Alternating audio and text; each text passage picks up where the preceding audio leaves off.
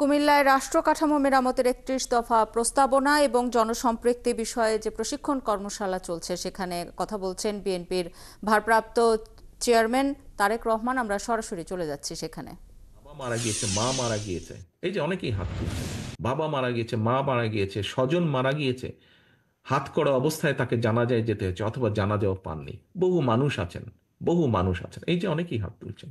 সহকর্মীবৃন্দ, আজকে বিভাগীয় পর্যায়ে আমাদের শেষ কর্মসূচি, আমরা এরপরে জেলা পর্যায়ে শুরু করব।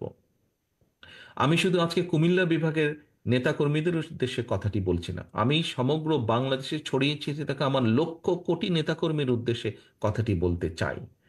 যেহেতু আপনারা বলছেন দেশের মানুষ বিএনপির উপর আস্থা রাখে, আসুন। বহু সময় নষ্ট হয়েছে, স্বৈরাচার অনেক কিছু ধ্বংস করে দিয়ে গেছে, এই দেশটাকে তারা ধ্বংস করে দিয়ে গেছে, এই দেশের মানুষের ভবিষ্যৎ তারা ধ্বংস করে দিতে চেয়েছিল। এখনো সম্ভাবনা আছে, এবং সেই সম্ভাবনাকে যদি বাস্তবায়ন করতে হয়, মানুষ বিএনপির দিকেই তাকিয়ে আছে। বিএনপি হিসাবে আসুন আমরা মানুষের সেই প্রত্যাশা পূরণের জন্য আমাদের সর্বোচ্চ দিয়ে আমরা চেষ্টা করি। এই দেশের জনগণের অধিকার ফেরানোর জন্য আমাদের সহকর্মীরাই জীবন দিয়েছে, আপনাদের আরো মানুষ দিয়েছে, বাট আমাদের সহকর্মীদের সংখ্যা বেশি। আমরা যে মানুষগুলো গুম হয়েছে, খুন হয়েছে, অত্যাচারিত হয়েছে, নির্যাতিত হয়েছে, আমরা রাজনৈতিক দল হিসেবে যদি বিবেচনা করি, দেখা যাবে আমাদের নেতাকর্মীর সংখ্যাই সবচেয়ে বেশি।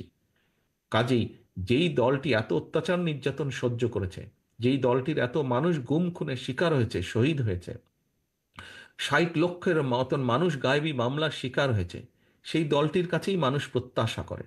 সেই দলটিরও উচিত সেই প্রত্যাশা পূরণের জন্য নিজেদেরকে প্রস্তুত করা। শুধু নিজের কথা ভাবলে হবে না, আসুন আমরা দেশ এবং মানুষের কথা ভাবি।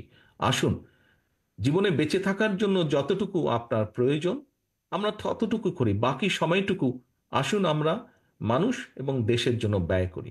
তাহলে আপনি মানুষের মধ্যে চিরস্মরণীয় হয়ে থাকবেন।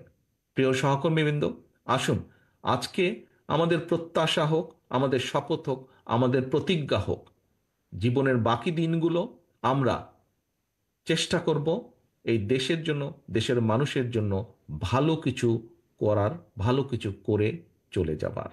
সকলকে আন্তরিকভাবে ধন্যবাদ। সকলে সুস্থ থাকবেন, ভালো থাকবেন।